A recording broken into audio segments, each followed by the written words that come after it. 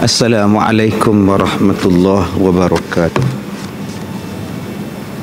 Bismillahirrahmanirrahim.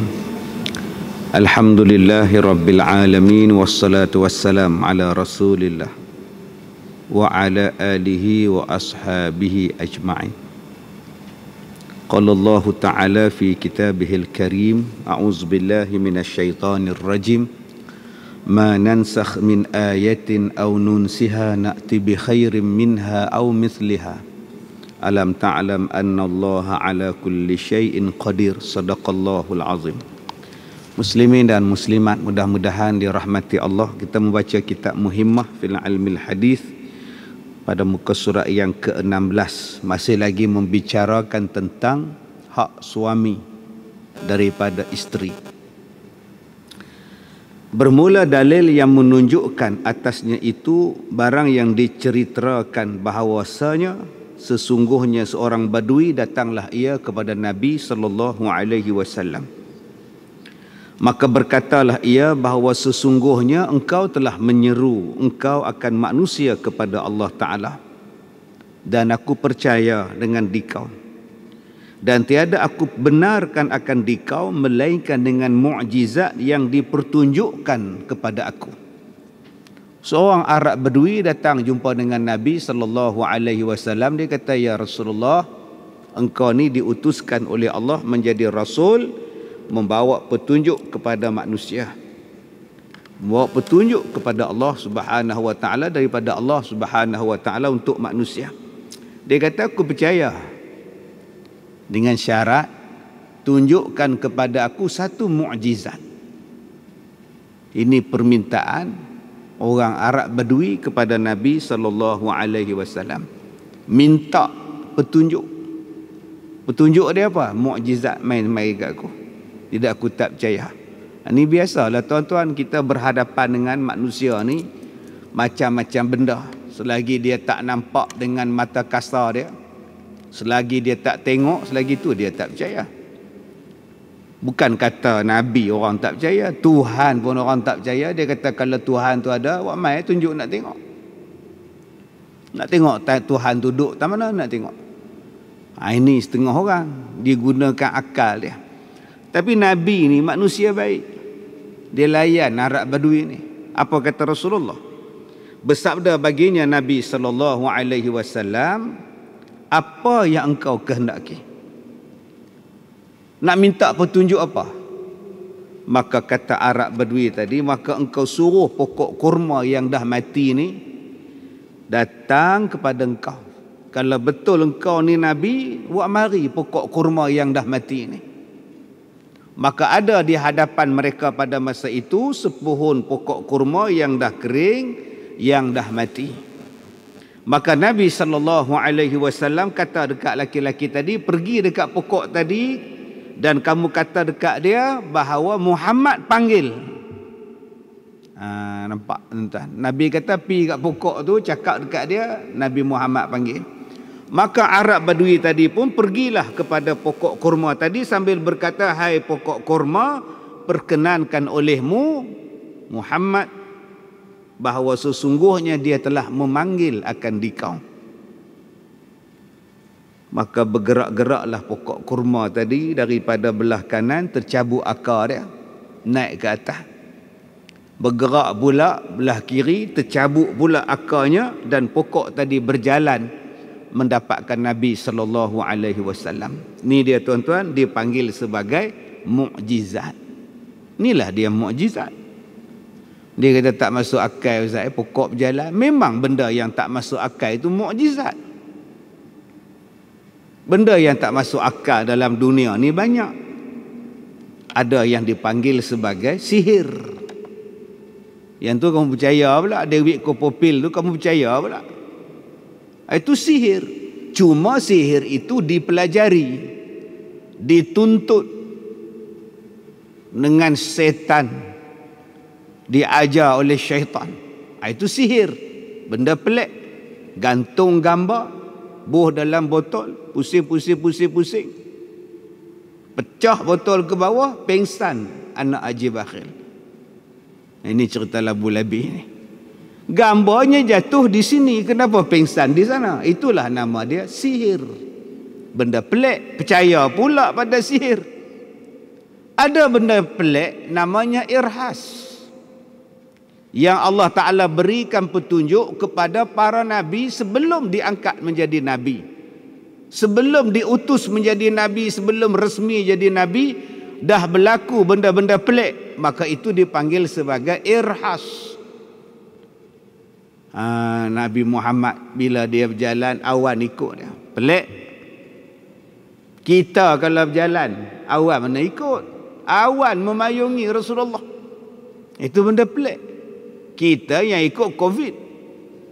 Lain tuan-tuan. Apa yang peliknya? Makin jatuh pula mikrofon ni tuan ni. Betul ke ni? Ni mic dia Ustaz. Betul Ustaz no? Bukan ni nak. Baik. Kemudian ada benda pelik dipanggil sebagai ma'unah, iaitu pertolongan Allah Ta'ala yang Allah Ta'ala bagi pada siapa-siapa saja pun yang Allah nak bagi. Benda pelik, jatuh daripada tingkat 16 tak mati.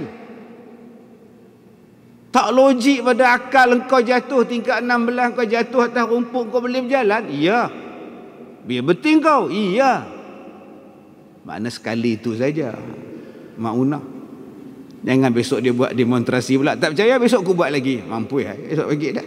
Ma'unah tu sekali itu saja, pertolongan Tuhan. Benda pelik. Tengok pada aksiden tu, gaya mati habis dah. Pakat-pakat mati dah. Tengok kereta tu betul-betul duduk di bawah lori, tak nampak apa dah. Bila diangkat lori tadi, ada lagi hamba Allah 2 orang dalam kereta tu tak mati. Tu nama dia ma'unah. Pelik. Benda yang pelik. Yang keseterusnya tuan-tuan dipanggil karamah. Kemuliaan yang Allah Ta'ala bagi pada orang baik. Pelik juga. Yang kita duk dengar, duk berjalan atas air. Dulu-dulu ni, ulama-ulama, wali-wali kita duk berjalan atas air, boleh seberang sungai. Tuan-tuan pergi ke Malin Nawar, pergi ke kampung Tualang Sekah. Di Tualang Sekah tu ada tempat Tok Guru alim tuan-tuan. Jepun tak boleh masuk kampung Tualang Sekah zaman Jepun dulu. Pakat berenang dalam sungai, berenang dalam laut. Padahal di situ mana ada laut. Rupanya dia orang nampak macam laut, pakat duk berenang tentera tu. Padahal situ tuan-tuan hutan lombong semua. Ini yang dikata karamah. Last sekali baru disebut sebagai mukjizat. Dia tak dipelajari, dia tak dituntut, dia dapat kepada para nabi, para rasul, sebagai membuktikan bahawa mereka itu adalah rasul utusan Allah Subhanahu wa taala. Nama dia apa? Nama dia mukjizat. Jadi kalau ada orang mendakwa bahawa dia adalah nabi, tanya dia, apa mukjizat kamu? Di Selangor dulu ada nabi, dia letak jawatan lah. Nabi resign tuan-tuan. Tanya dekat dia, apa mukjizat kamu? Suruh dia pergi kat pokok kelapa sawit, suruh pokok ada berjalan, boleh tak? Tobat lahum tak boleh, sebab dia bukan nabi.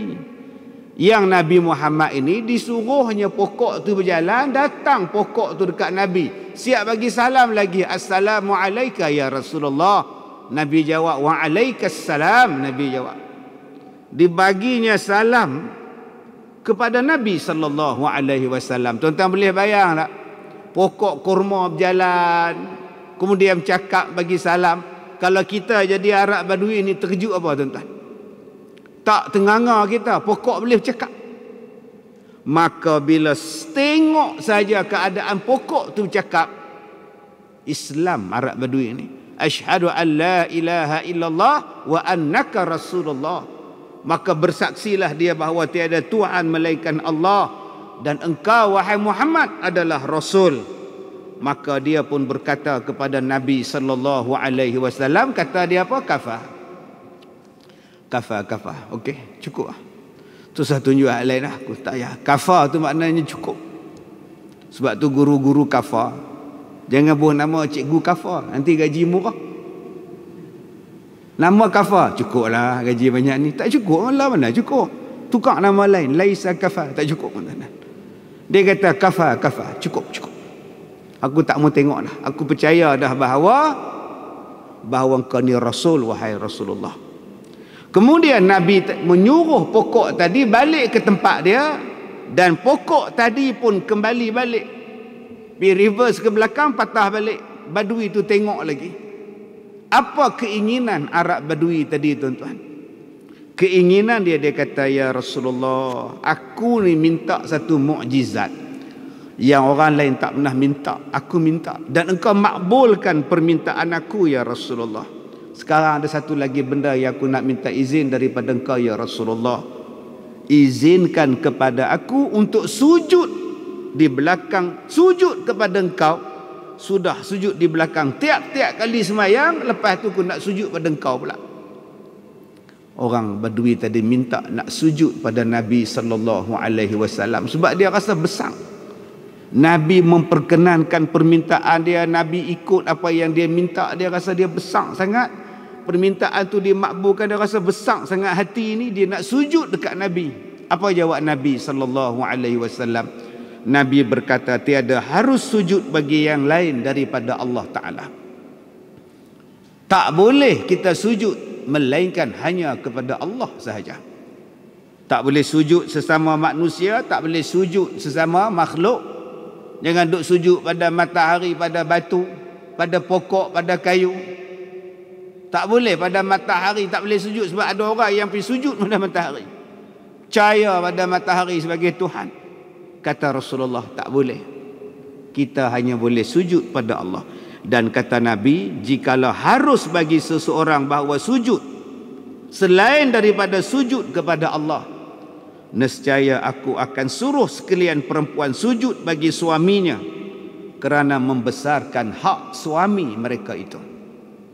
Kata Rasulullah, kalaulah orang boleh sujud pada orang, aku akan suruh isteri sujud pada suami kerana membesarkan hak suami. Sebab tak boleh sujud ya. Abang-abang jangan balik kat rumah pula. Ni nampak ni, Nabi suruh isteri sujud pada suami. Hang sujud kat aku kah? Jangan buat hal lain.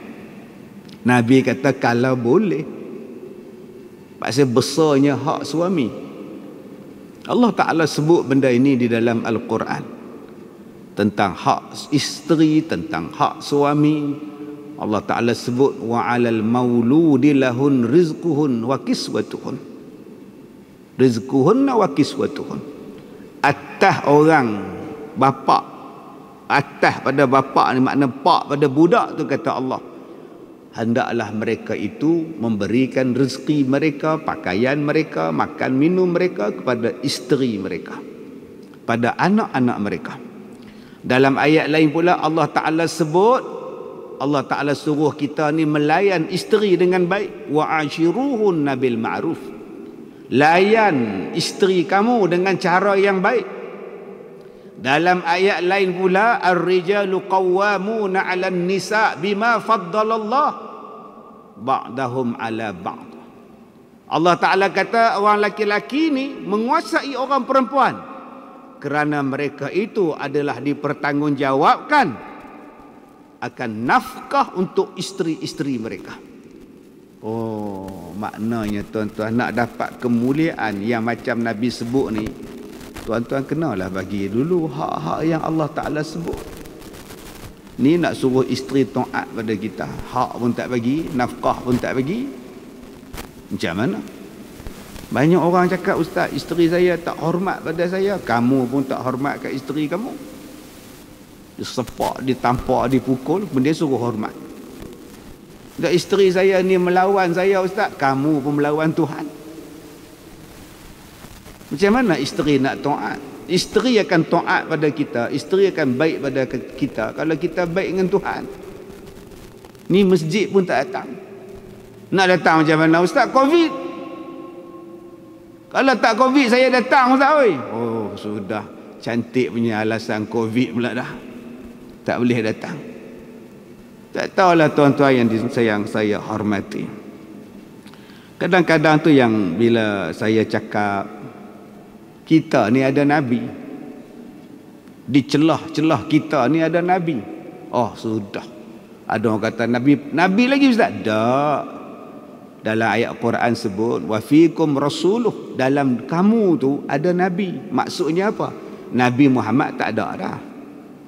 Tapi ayat tu kata ada tak? Tu cerita turun pada masa itu. Maksudnya apa? Walaupun nabi dah tak ada, tapi ajaran nabi itu masih ada. Sunnah nabi itu masih ada. Sebab itu Allah Taala sebut kalau kamu ada masalah, fa in tanaza'tum fi syai' farudduhu ila Allah war rasul. Kalau kamu menghadapi apa-apa jua masalah, rujuk pada Allah dan rujuk pada Rasul. Sekarang ni yang menjadi tempat rujukan kita. Sekarang ni kita ada masalah, kita rujuk ke siapa? Tu masalah ada. Kita sekarang ni semua ada masalah. Sumber rujukan ni kata Allah dua. Balik pada Allah, balik pada Rasul. Rasul dah mati dah Ustaz. Nabi Muhammad dah wafat. Ya, Nabi Muhammad dah wafat. Tapi ajarannya tak mati. Hadisnya tak mati. Akan disambung. Al-ulama warasatul anbiya. Ulama-ulama akan menyambung lagi. Buku-buku penulisan akan ada lagi. Pengajaran ada lagi. Hadis boleh dirujuk. Sebab itu Nabi SAW sebut di dalam satu hadis. Kata Nabi SAW, "Idza aradallahu biqaumin nazara ila ahli al-masajid fasarafa anhum." Nabi SAW menyebutkan kepada kita hadis daripada Anas bin Malik radhiyallahu anhu. Kata Nabi SAW, apabila Allah mengkehendaki suatu penyakit kepada suatu kaum, maka Allah Ta'ala akan melihat kepada ahli masjid, lalu Allah akan menjauhkan penyakit itu daripada ahli-ahli masjid. Ini hadis, tuan-tuan. Ini hadis. Allah Ta'ala kata kalau dia datangkan satu penyakit, Allah Ta'ala akan tengok kepada ahli masjid. Allah tak akan bagi pada orang ahli masjid. Itu yang kadang-kadang rasa sedih. Ada masalah, tutup masjid. Ada masalah, tutup masjid. Sedih lah. Budak-budak tak boleh main masjid. Sekolah boleh pergi pula. Apa masalah budak-budak datang masjid? Bukankah Allah Ta'ala sebut dalam Quran, wasta'inu bis-sabri was-salah. Mintalah pertolongan kamu kepada Allah dengan jalan sembahyang, dengan jalan sabar dan jalan sembahyang. Itu ajaran Quran. Itu ajaran Nabi SAW. Masjid dulu, tuan-tuan. Kita belajar pada kecil, bila matahari terbit daripada sebelah barat, 3 malam sunyi sepi. Matahari tak bangun. Hanya orang yang biasa bangun sembahyang malam, dia sedar bahawa matahari tak bangun-bangun daripada timur. Maka pakat berlari ke masjid, sembahyang, tobat semua. 3 hari lepas tu baru bangkit matahari daripada sebelah barat.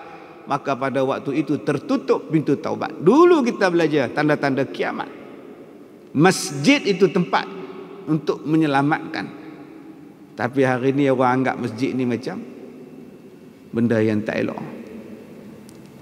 Okey, ini kena ubah. Kena fikir balik, tuan-tuan. Kalau kita kata benda ni datang daripada Allah, maka mintalah kepada Allah untuk menghilangkannya. Tempat yang paling afdalnya masjid. Baik, kemudian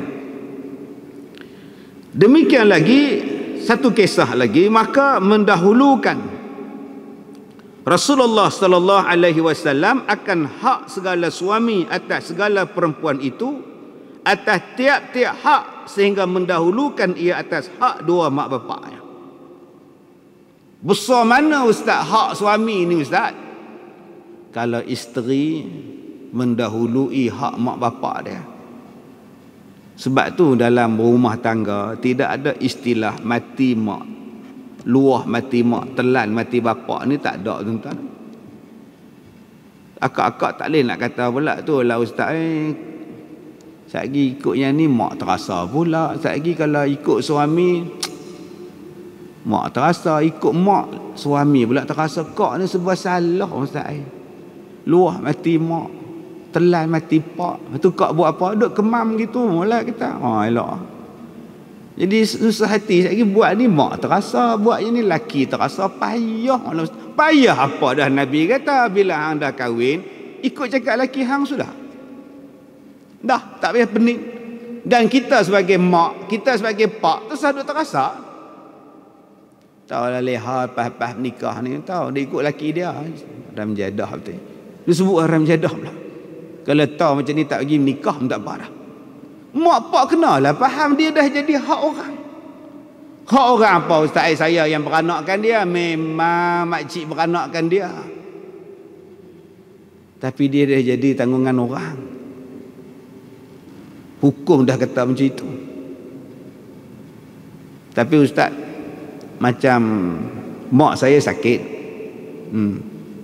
Suami tak bagi saya ziarah mak saya ustaz. Dia kata kalau ziarah jatuh talak. Macam mana ustaz? Dah dia tak bagi, nak kata apa? Tak, suami ni jahat lah, jahat. Tapi dia sembahyang ustaz. Apa ingat sembahyang semua baik ke? Sebab siapa saya kata jahat? Sebab dia memutuskan silaturahim dengan mak kamu. Mana nak kata baik orang yang memutuskan silaturahim? Tu mak dia. Pasal apa tak bagi ziarah? Mak dia, saya tak pergi ziarah ustaz sebab mak dia positif COVID. Tak apalah. Yang tu bukan kata hang tak bagi, hospital pun tak bagi masuk. Ni mak dia, nak sakit darah tinggi, kencing manis, kencing tawa, mak dia penyakit kena kencing. Duduk di rumah tu, sakit duk lah. Kak telefon, abang telefon, ya hoi mele tengok mak ni. Dah lain macam dia tengok atas dah. Laki dia boleh kata dah tengok atas bagi tengok bawah lah. Oh laki pun dah tahu dah mak dia sakit, biarlah dia pergi tengok. Kamu tak bagi jumpa dia, kamu memutuskan silaturahim. Tapi ustaz saya nak gunakan hak, silakan guna, tapi kamu zalim. Suami yang zalim, dialah dengan sebab mak dia adanya isteri awak. Dengan sebab mak dia adanya isteri awak tu. Takkan awak tak boleh buat baik dengan mak mertua awak? Okey ustaz, sampai mati ustaz saya tak pergi tengok mak saya. Berdosa ke saya ustaz? Berdosa apa? Tak berdosa. Tak apa, buat macam mana dah suami tak bagi. Dulu pilihan siapa suami ni? Pilihan saya. Oh, bukan mak. Mak tak setuju. Mak kata jahat. Elok, berjahat sungguh lah. Sebab tu akak-akak bila nak kahwin, tanyalah mak dulu. Mintalah redha bapak dulu. Bila dah jadi macam ni, dah jadi kelang kabut. Baik, jadi tidak ada istilah mati mak, telan mati pak, apa semua, luah mati pak, tak ada. Senang hidup. Kita sebagai mak pun jadi senang, pak jadi senang, dia jadi isteri pun senang. Kalau dah ditetapkan begitu keadaan dia. Baik, kemudian dan sehingga seperti barang yang datang daripada tergaib pada mereka itu bagi hak dua mak bapak dan isteri atas barang yang diceritakan daripada Sayyidina Umar Al-Khattab radhiyallahu an. Ada satu kisah yang berlaku di zaman Sayyidina Umar Al-Khattab menjadi khalifah. Apa yang berlaku pada Sayyidina Umar? Dia tengok seorang perempuan menggendong seorang tua lelaki. Gendong, kokong. Naik di atas belakang ni duduk gendong orang tua. Sayyidina Umar tengok budak perempuan ni. Lain macam ni. Sayyidina Umar pun bertanya. Dia kata apa yang susah ni? Apa yang payah ni? Duduk gendong-gendong ni pasal apa? Jawab si perempuan tadi, ya Amiral Mukminin, ni bapak saya. Ni hak saya gendong ni. Bapak. Allah, tercengang Sayyidina Umar. Kalau laki gendong tu boleh tahan lagi. Ni perempuan. Dia kata apa masalah pak ni? Bapak saya ni jadi macam kanak-kanak. Wa man nu'ammirhu nunaqishu fil khalq. Bila dah tua ni, dia jadi macam budak-budak. Cuba tengok budak-budak. Dia nak dukung, dia nak merap, letak teriak. Asal teriak letak, asal letak teriak. Tu nama budak. Tambah daripada kecil duk aja dukung pula. Mai besar sikit, dia tak mau, dia kerja nak dukung saja. Orang tua pun satu saat dia akan jadi macam tu. Asyik tinggal je panggil, asyik panggil je tinggal. Dia nak anak duduk sebelah dia. Ni Allah kata dalam surah Yasin kan, kita ni bila sampai tua akan jadi balik macam budak-budak. Budak-budak pakai pampers. Lah kita tua pun pakai pampers. Anak-anak dulu tak makan apa dah. Burger tak makan, apa pun tak makan. Dia minum susu. Sekarang kita dah tua, tak makan apa dah. Pak makan apa? Dia duduk minum susu dia lah. Jadi budak. Macam tu lah dia kan. Cuba tengok budak-budak. Kalau dia nak satu-satu benda, tu saya kata apa? Dia nak menatang handphone ni tuan-tuan, tak bagi teriak. Dia renjeh ni habis. Cuba bagi balik handphone. Terus berhenti duk main. Ni budak-budak zaman lah ni. Pandai main handphone. Bukan setakat budak-budak lah pandai main handphone. Beruk pun pandai main sekarang. Lah, sekarang. Cuba tengok budak-budak ni. Kalau tak ada, mak pak teriak. Kata dia di sini, bapak saya ni bila tak ada, dia teriak. Dan bila dia berhajat pada sesuatu, dia akan panggil saya, meraung dia. Kalau biar dia duduk main tanah, habis budak ni main tanah, takut kudir. Bapak dia pun jadi macam tu. Kalau letak sekali lagi, habis dia main kotak, main tanah, main dangau, main pondok-pondok. Jadi kata budak perempuan ni, saya tak mau jadi susah macam tu wahai tuan. Mana-mana saya gendong dia. Jadi dia tak menangis, saya duk bawa dia. Bila perempuan ni cakap macam tu, apa kata Sayyidina Umar kepada para sahabatnya? Adakah kamu tahu wahai sahabatku, sesungguhnya perempuan ini mendatangkan ia akan hak seorang bapa. Ni kamu nak tahu tak, perempuan yang kita tengok ni, dia telah mendatangkan hak bapa dia. Sanggup dia pikul ke mana-mana pun bapa. Apa jawab sahabat? Bala ya Amiral Mukminin. Bala di sini bukannya bala bencana tu. Bala tu makna bahkan. Betul lah tu wahai Amiral Mukminin. Kami dah tengok depan mata kami ni. Hak jantan pun tak gamak nak pikui pak. Yang perempuan boleh pikui. Oh, dia kata betul lah. Tuan-tuan tengok apa jawab budak ni. Kata Sayyidina Umar, dan aku pohon mudah-mudahan apa yang aku cakap ni betul. Mudah-mudahan ziyadah pula, ditambah lagi pula kebaikan pada budak ni. Maka kata perempuan itu, tersalah engkau wahai Amiral Mukminin. Sayyidina Umar, budak perempuan dia kata, salah tuan, tak betul tuan. Lagi sekali tercengang pula Sayyidina Umar.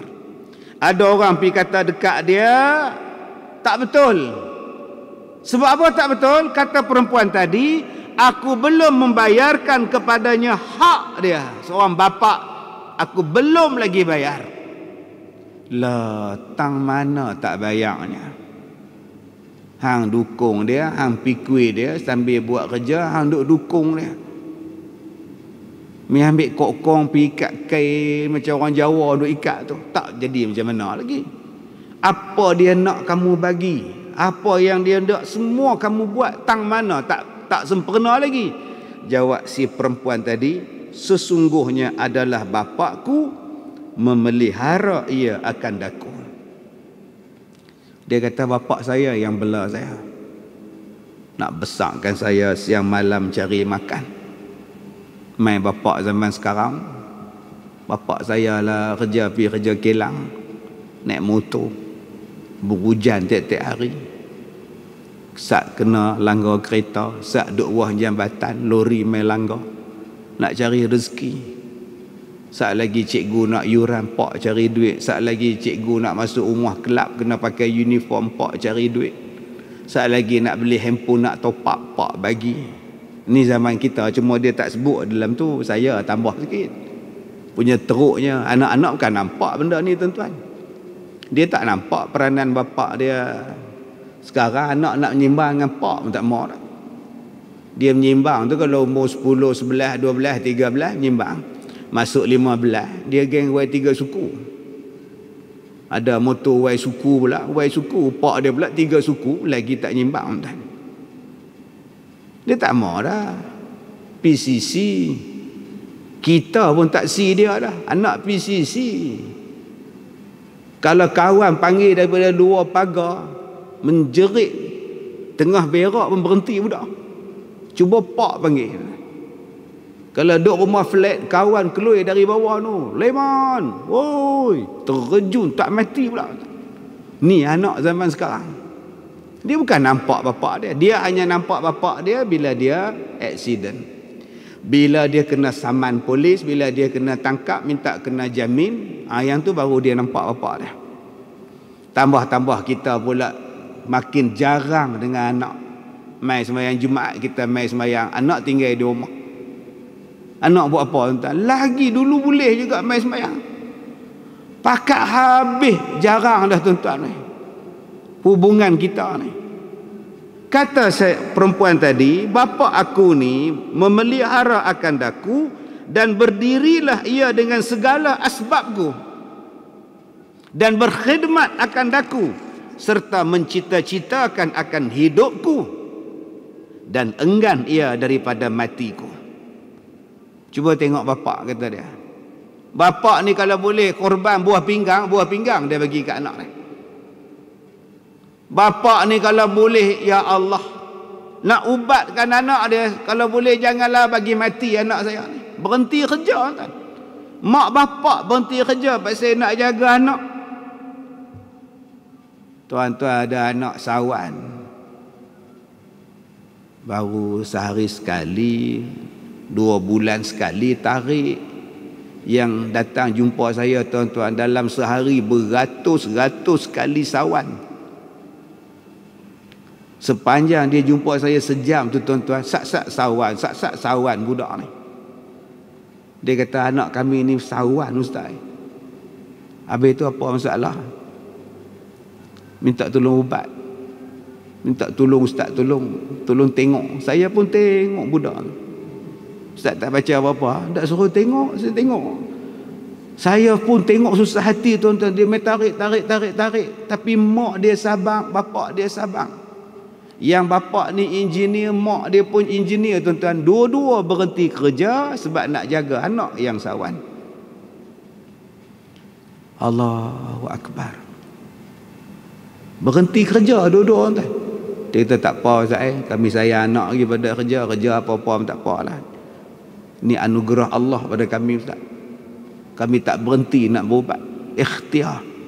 Macam ni jadi kat perempuan tadi. Waktu saya kecil dulu, waktu saya sakit, bapak ni lah yang berkhidmat untuk saya. Sekarang bila saya dah dewasa, bapak saya tua, apa buat?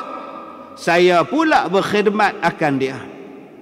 Dan aku berdiri memelihara atasnya. Dan tetapi aku bercita-cita akan matinya. Tu dia beza seorang anak dengan bapak. Bapak ni kalau boleh dia minta anak dia panjang umur. Mak pak kalau anak sakit doa siang malam minta anak ni panjang umur. Mai ke anak dia tunggu, dia bela, dia jaga. Tapi jauh dalam hati dia, bilalah nak mati orang tua ni. Aduh. Orang nak beri IKEA pun susah. Kacau. Sanilah sakit lah apalah orang tua ni. Yang ni sebab tu orang tua-tua sekarang dia tak mau sakit.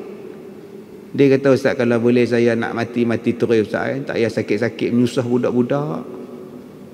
Setengah mak bapak cakap macam tu. Kalau bolehlah mati tak apa tak.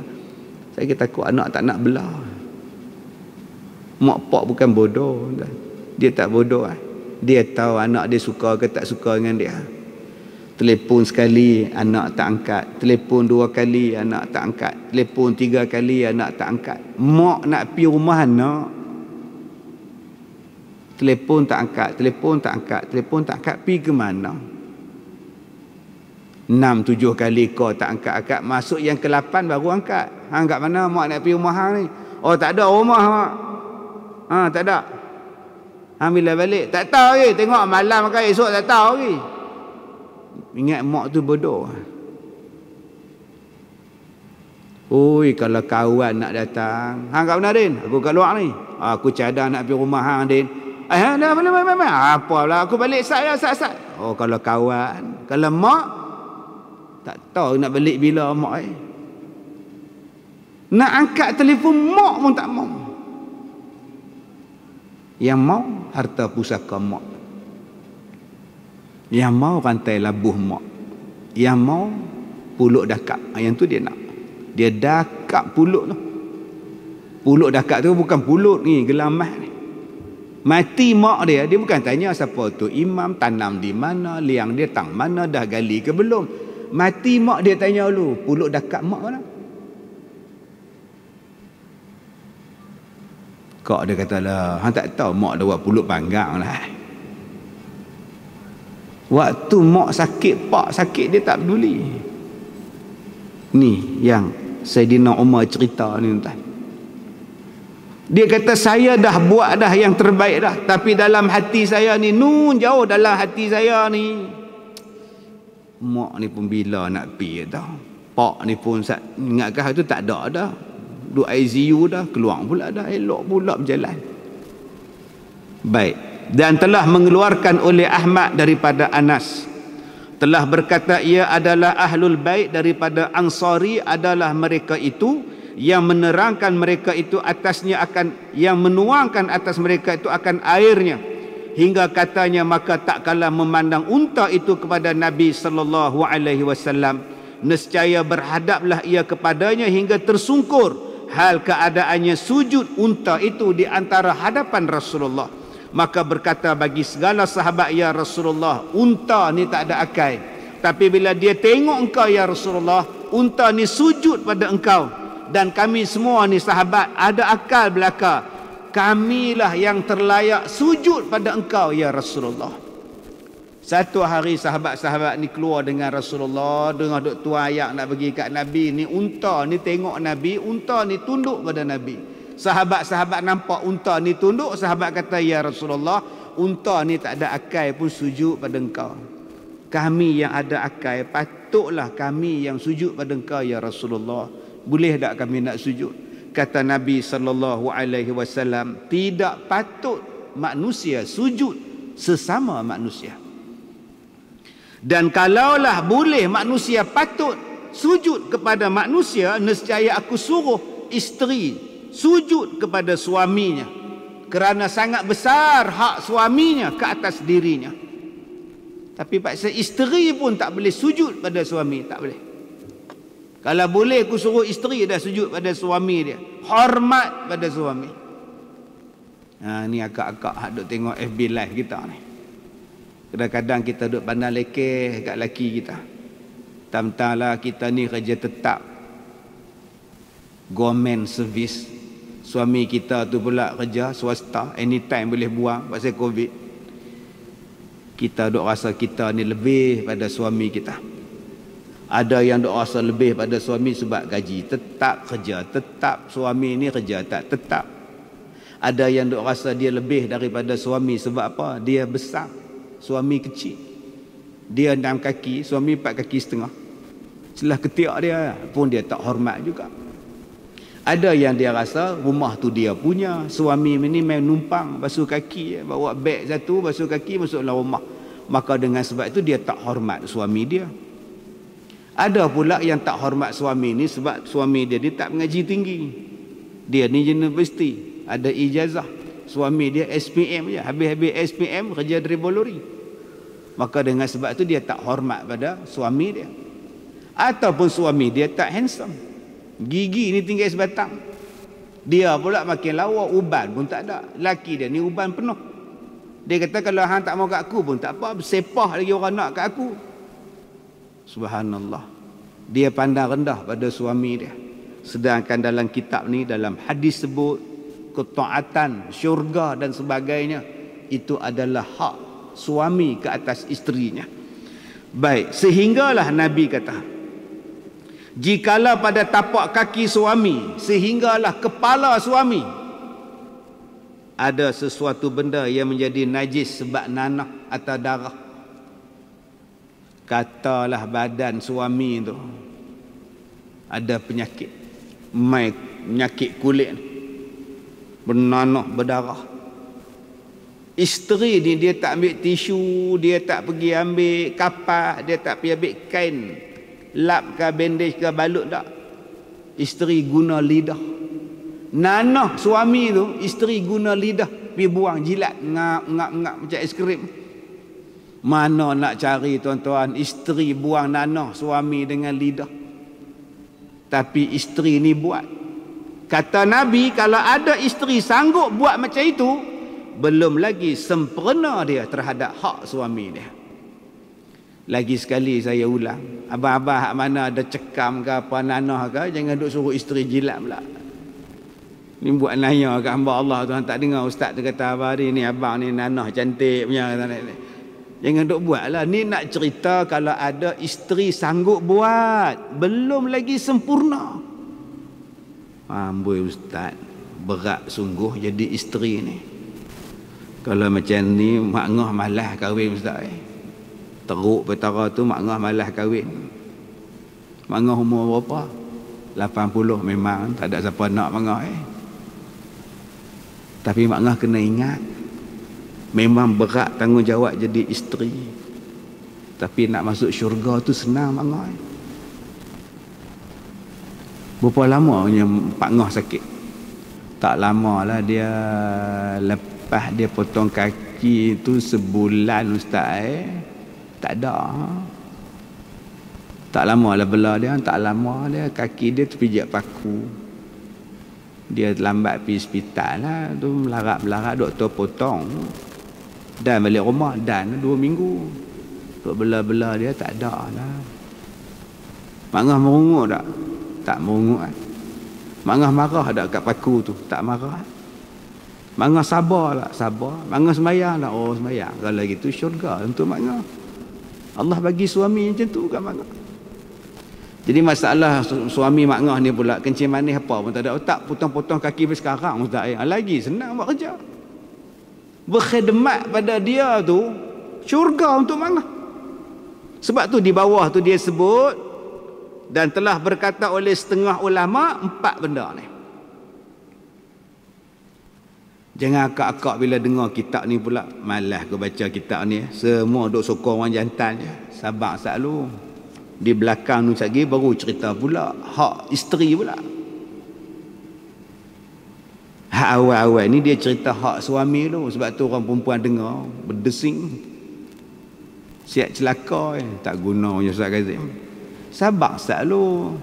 Ni ada cerita bab suami tu. Bab tanggungjawab isteri dulu. Lepas ni pula tanggungjawab suami pada isteri dia pula. Tu dia. Mai hak tu tuan-tuan, kamera tak ada. Lah ada kamera 78. Masuk bab hak suami tak tahu kamera mana hak tinggal. Tuan-tuan tengok lagi tuan-tuan ni. Baik. Sekarang kita tengok dulu. Yang hak disebutkan tanggungjawab isteri tu apa? Nombor 1. Wajiblah atas perempuan mengekalkan malu daripada suaminya dan merendahkan mata di hadapan suami dia.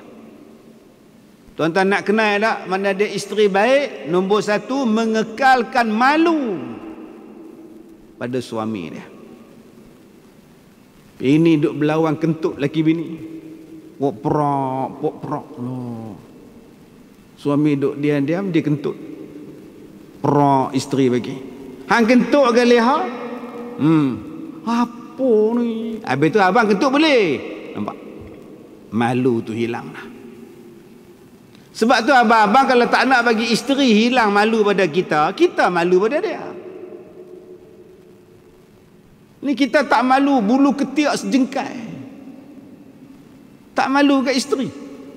Malu apa? Ustaz, bini saya memanglah isteri kamu. Tapi nak bagi rasa seronok, nak bagi rasa bahagia, bersih. Malu seorang suami ni, seorang isteri pada suami dia, malu. Jangan buat-buat benda hak tak malu, melompat sana, melompat sini. Dan juga kata dia, merendahkan mata pada hadapan. Jangan duk jegir. Jegir laki depan mak. Mentang-mentang balik rumah mak dia. Kadang duk sebut dia sebut depan laki dah. Habis tu ustaz kalau tak mau marah jangan macam mana ustaz? Jangan sebut Banyak lagi huruf lain. M, K. Sebut K. Kalau nak marah sebut K. Tak marah. M. Tak marah. Ni bila nak marah. Hi. Nampak? Memang hi. Banyak lagi huruf lain boleh sebut. Dia kata tolong kontrol mata tu. Jangan duk jegir terbeliak. Tambah depan kawan-kawan dia pula. Rasa rendah diri dia. Baik, nombor 2. Wajib mengikut suruhnya. Taat. Taat. Lihai. Tukarlah. Minta tukar. Jauh. Kamu nak pergi berulang, tak boleh minta tukar ke tempat kerja. Abang senanglah cakap. Saya ni yang nona. Lalam nikah lain lelaki dah. Bila menikah lain, mai jumpa saya pula. Suami jahat ustaz gatai menikah lain. Yalah kak duduk sana, jumpa pula seminggu, sebulan, 2 kali, 2 minggu. Laki bini apa? Saya kata jarang jumpa. Yalah dia kena faham lah saya kerja sana. Kan dia suruh minta tukar lah. Kak tak mau tukar. Yalah saya dah selesa dengan bos di sana, kawan di sana dah selesa. Okeylah kalau gitu kak teruskan kerja di sana. Dia selesa dengan bini baru dia pula. Memang kan orang lelaki-lelaki suka masuk belah lelaki-lelaki kan. Untuk pulang lah kak. Saya dah kata banyak kali dah dalam ceramah saya. Petua tak nak bagi laki menikah lain senang. Satu bagi makan kenyang-kenyang. Memang dia makan kuat pun nak buat perut bulat tu mentah ke darah kau. Maksud saya bagi makan kenyang-kenyang tu apa? Hak tu nak bila pun tak apa. Melainkan waktu dilarang. Tengah naik motor, tengah naik kuda, unta bagi. Dah bagi pun tanya lagi, nak lagi ke abang? Aku tak larat. Tahu tak apa? Jenis tu dia tak cari lain. Nombor 2, mana suami pergi ikut. Dia pergi kursus ikut, dia pergi kerja ikut, dia pergi mancing ikut, dia makan mi udang sengai 2 ikut. Dia makan cakotiau kepala batas ikut. Ikut saja. Tak ada masa. Dia pergi jamban tak ikut. Duduk dalam jamban 2 orang tengok. Tambah kalau dia bawa handphone masuk dalam jamban tu lagi kena tengok tuan. Akhirnya tak ada masa dia untuk orang lain. Pasal kita ni pendamping dia yang setia. Baik. Ikut cakap dia dan diam dia tak kala berkata suaminya. Bila suami bercakap, diam. Popek. Gaduh. Saya ni tuan-tuan, sehari 3-4 orang datang jumpa. Hari ni 4 pasangan. Hari ni 4 pasangan main jumpa. 1 orang suami tak datang. Saya kata okey, saya dengar cakap kak loh. Minggu depan suami kena datang pula. Saya tak boleh dengar cakap kak seorang. Saya nak dengar cakap belah suami pula. Kalau suami dia datang seorang abang, saya tak boleh dengar cakap abang. Saya kena dengar cakap isteri abang pula. Dua-dua. Nanti satu hari dua-dua kita akan semuka. Baru adil. Dalam banyak-banyak yang main jumpa ni tuan-tuan. Saya sampai pekuk telinga duduk lagu tu. Sebab saya apa? Saya tak larat nak dengar isteri dia pok-pek. Dalam hati saya kata, aku pun tak larat dengar. Laki hang lagi lah. Aku baru sejam dengar ni pun lala buat tepuk kepala ni. Bayangkan laki dia tuan-tuan siang malam duduk di rumah nak tepuk apa tuan. Sak dinding, sak periuk, tak tahulah lah tepuk dia. Boleh tak kak diam sat? Amboi popek. Meriah tuan. Allah Ta'ala ni dia cantik tuan-tuan. Dia bagi kadang-kadang suami pendiam, isteri banyak cakap. Kadang isteri cakap banyak, suami banyak cakap, isteri pula pendiam. Jarang tuan-tuan, dua-dua laki bini ramah jarang. Kalaulah kita selalu jumpa suami isteri hak ramah dua-dua, nak makan laksa pun tak ada no. Kita pergi rumah dia, jemput dia kita ni makan laksa, kita pergi. Makan ustaz tu laksa tu kau buat sendiri tu. Tu ikan menor, ikan sardin semua buat. Kita pun bismillah. Laki dia tegur pula. Ustaz, kalau Ustaz makan ni tak lupa apabila. Oh ya ke? Kita pun cuba lagi. Isteri dia pula. Ustaz cuba rasa tengok lah boleh menega tak boleh menega laksa tu. Kita pun nak try kita tuan. Lah duk menong. Lagi ada cadangan apa-apa dua-dua. Dua-dua ramah tuan. Jarang kalau ada. Kalau ada macam tu meriah. Ustaz jumpa dah. Pasal saya jumpa saya cerita ni. Dekat setengah jam baru boleh saya makan laksa ni. Ada apa-apa lagi ke? Laksa kembang ni. Punya ramah lah tuan-tuan. Dia jadi meriah. Tapi yang banyak berlaku, hak isteri tu meriah terlebih suami pendiam. Ada hak suami ni meriah lebih, isteri pula pendiam. Jarang kita jumpa dua-dua pendiam. Yang tu lagi sakit jiwa. Kita pergi rumah dia, dua-dua dia. Pangah sihat boleh. Mangah buat apa? Tahu. Hujan ni mangah. Ada. Ni Covid tak ada kot. Tahu. Wah sudah tuan. Agak-agak tuan-tuan nak tanya apa lepas tu? Lepas Covid tu tuan-tuan nak tanya apa pula? Covid ada ni? Tahu. Dia pun jawab tahu. Tahu tu maksudnya tak tahu ke? Tahu. Kita pun tak tahu. Orang kita ni kalau tak tahu dia sebut tahu. Makna tak tahu. Dia tak sebut tak tahu. Ada Covid ni bangga. Tahu. Maknanya cara pronoun sebutan dia tu menjadikan tak tuan-tuan. Itu kaedah tu.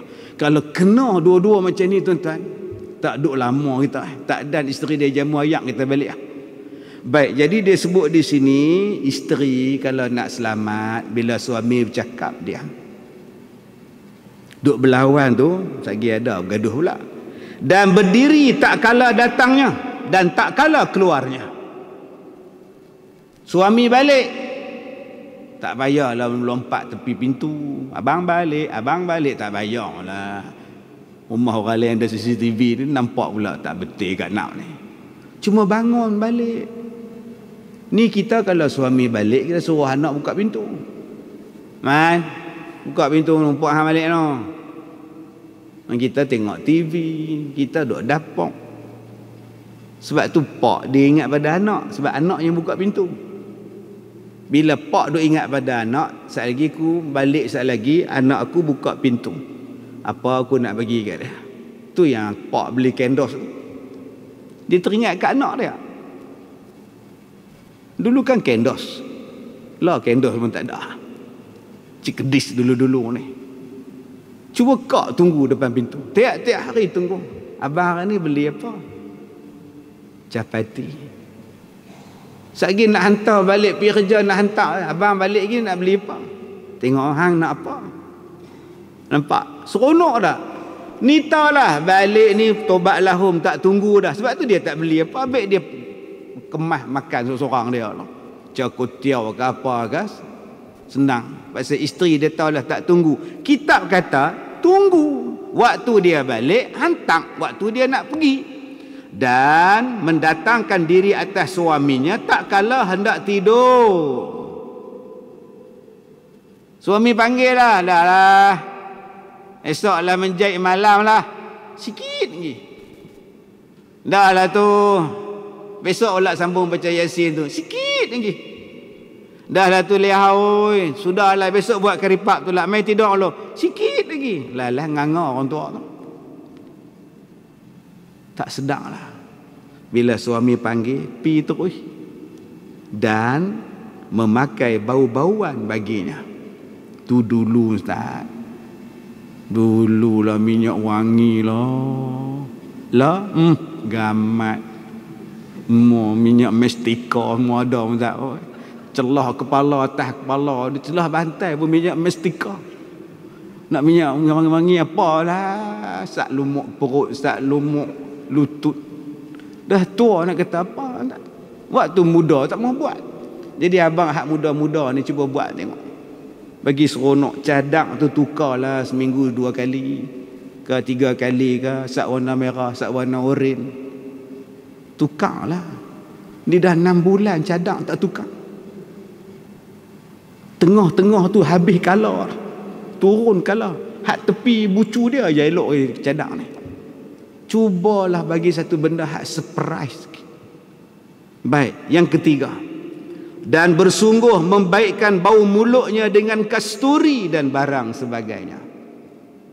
Bukan kata orang perempuan je, kita pun cerut nak tidur. Nak tidur tu cerut. Makan duk apa nama seduk 2-3 suap. Suap pula dah. 2-3 pam duk seduk cerut. Nak padang api cerut tu dia pergi tenyek kat jenang tingkang. Tak situ pula. Esok pagi sambung balik cerut. Hitam habis jenang tingkang. Ingat isteri kita selesa ke tuan-tuan? Isteri tak selesa. Cubalah bersih, wangi, kemah. Misai kemah. Ini sampai tak nampak mulut.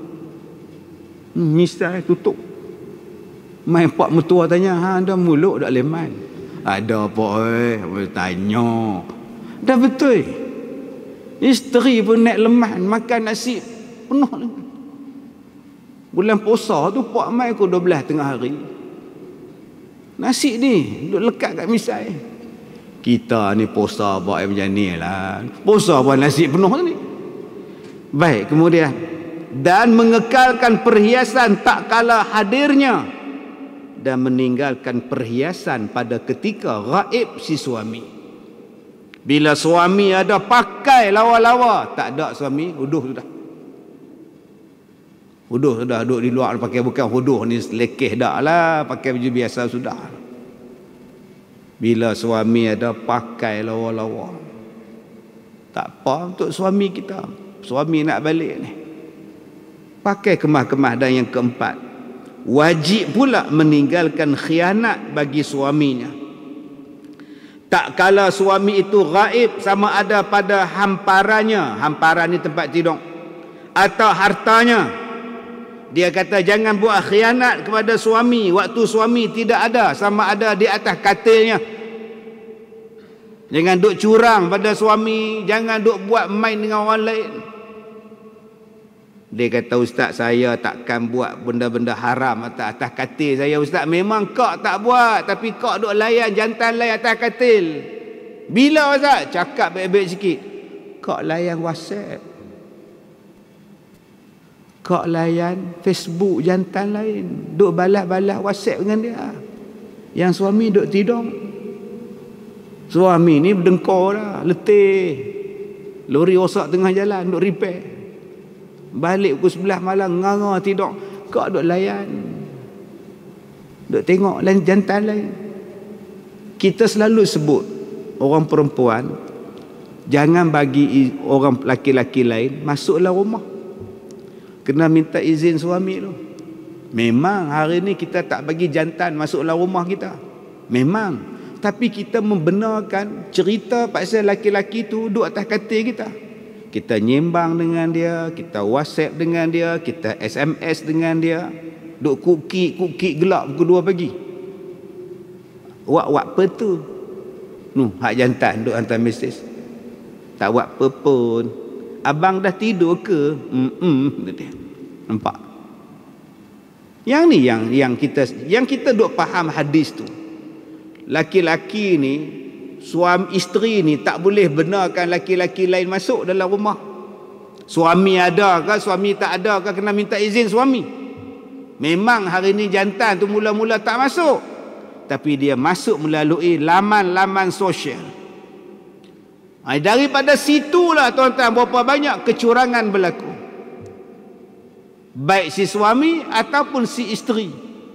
Mula-mula hanya sebagai friends, sekarang jadi best friends. Sekarang jadi apa? Tak tahulah, BFF ke, B apa ke, WWF ke, tak tahu. Dan juga jangan khianat pada harta si suami. Suami pergi umrah, 2 minggu pergi umrah. Dulu lah, bukan sekarang. Tinggal kunci kereta, jiran datang, nak pinjam kereta boleh tak? Nak ke mana Abang Din? Sahaja nak bawa Kak Kiah berjalan saat. Telefon Grab payah. Ambil kereta hang lah. Laki hang pergi umrah. Oh, minta maaf Abang Din, Saya tak minta izin pada suami saya, minta maaf, tak boleh bagi. Amboi, jangan berkira sangat, kita jiran. Bukan masalah jiran, ni masalah harta suami saya. Saya tak boleh bagi tanpa kebenaran. Tak jiran, hak jiran. Memanglah hak jiran, tapi hak suami lagi kuat pada hak jiran. Ini kedekut sangat pasal apa? Mai bini masuk sekali pula, amboi, kami pun tak kebulung kata hang ah. Habis tu mai tanya pasal apa? Patutnya tuan-tuan dapat isteri macam tu, jiran macam tu, patut puji dia. Bagusnya. Mana nak cari isteri macam ni? Bukan kata kereta tak bagi pinjam, cangkui laki dia pun dia tak bagi. Kak Gaya cangkui dah. Ada kat belakang rumah pinjam. Oh tak boleh kot, tak minta izin Abang Mat pergi umrah. Abang cangkui pun kira sangat. Jangan kata cangkui, sudu pun saya kena minta izin suami saya. Tuan-tuan, kalau dapatlah orang macam ni, inilah isteri solehah. Kita ni sepupu. Kita sepupu, mak menakan kita, mak dia kirim dekat kita buah pelam. Ha, nak pergi pala batal tu, hang bagi buah pelam ni kat Leha Azad Bidin. Oi. Kita pun pergi rumah dia. Assalamualaikum. Oi Leha. Ha, Bidin apa ni mak hang ni. Kirim buah pelam. Oh, terima kasih. Hei, takkan terima kasih aku masuk tak panggil masuk ah. Oh, minta maaf Bidin oi, Abang Mat tak ada. Kita satu tok. Bukan kata satu tok, dua tok pun tak boleh. Pasal kita sepupu. Saya tak boleh nak bagi hang masuk rumah. Laki saya tak ada dan dia pun tak izinkan. Hang telefon laki hang. Beritahu kata aku mai jauh ni. Aku dah telefon dah. Tu dia kata apa?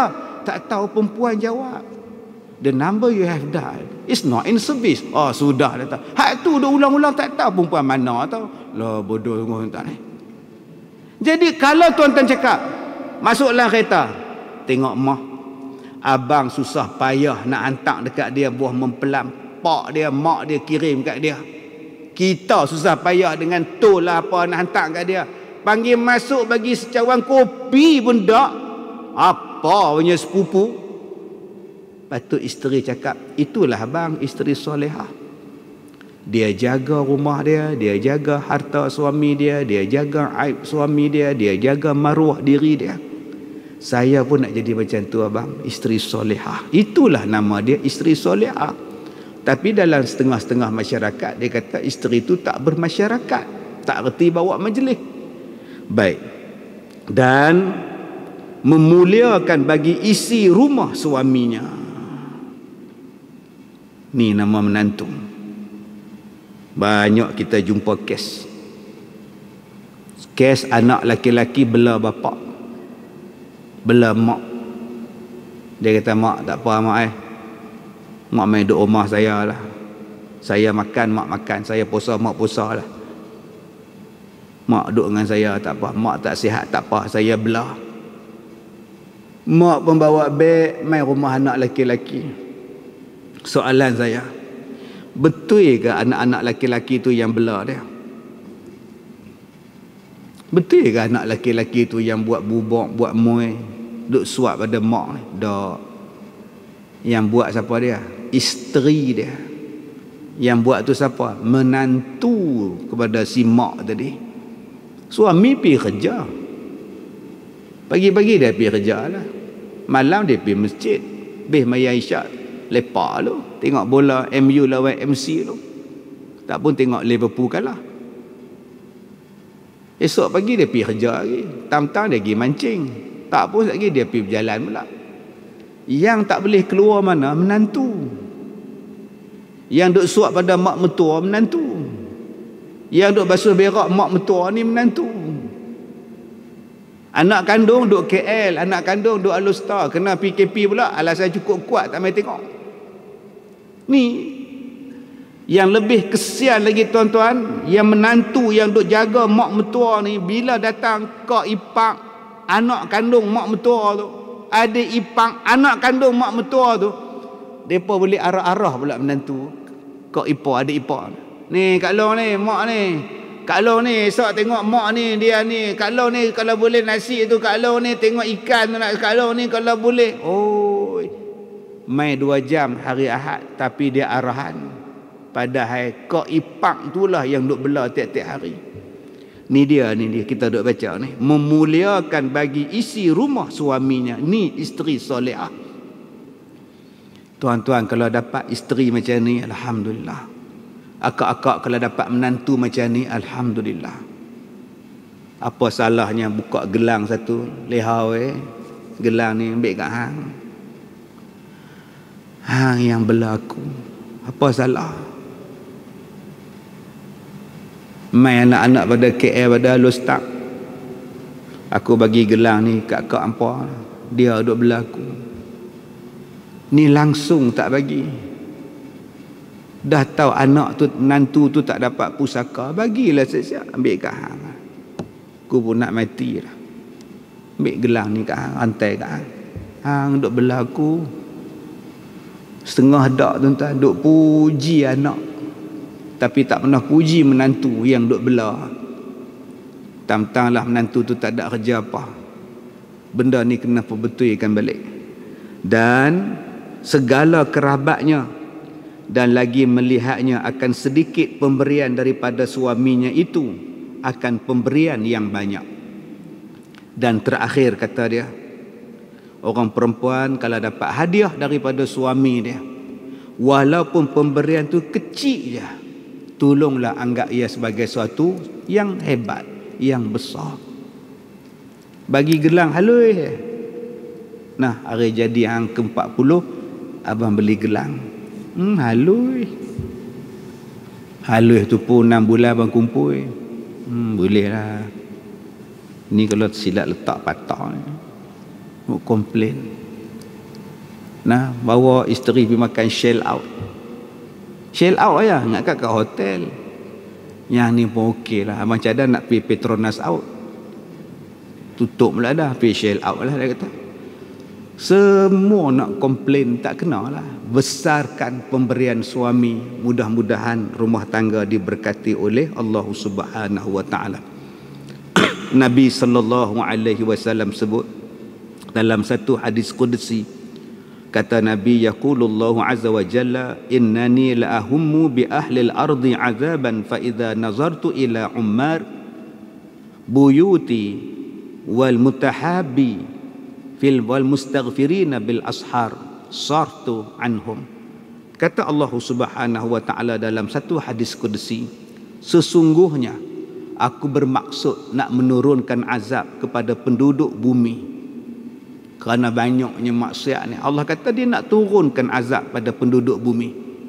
Tetapi apabila aku melihat orang-orang yang meramaikan rumah-rumahku, yakni yang meramaikan masjid, yang datang duduk dalam masjid, yang saling mencintai kerana aku, dan mereka ini memohon keampunan kepadaku pada waktu sahur, maka aku jauhkan azab itu daripada mereka. Ini hadis qudsi tuan-tuan. Kalau nak tengok balak ni, layak dah Tuhan turunkan balak macam-macam hari ni, tanpa segan silu dah. Pondan pun hari ni nak menikah tanpa segan silu habaq kau orang. Orang pula pergi ucap selamat berbahagia. Amboi, macam-macam bala lah. Kata Allah, aku nak turun bala pada kau orang. Tapi bila aku tengok ada orang datang ke masjid, meramaikan rumah-rumah Allah, yang memohon ampun kepada Allah pada waktu sahur dan mencintai kerana aku tak jadi turunkan azab tu kepada mereka. Jadi tuan-tuan faham elok hadis ni. Kasih sayang ni datang dengan sebab rapat, kasih sayang ni datang dengan sebab berjamaah, kasih sayang ni datang dengan sebab saling tegur-tegur, saling salam bersalaman. Maka Allah Ta'ala akan turunkan rahmat pada kita.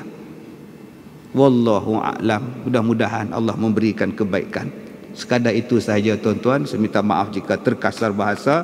Wabillahi taufiq wal hidayah. Assalamualaikum warahmatullahi wabarakatuh.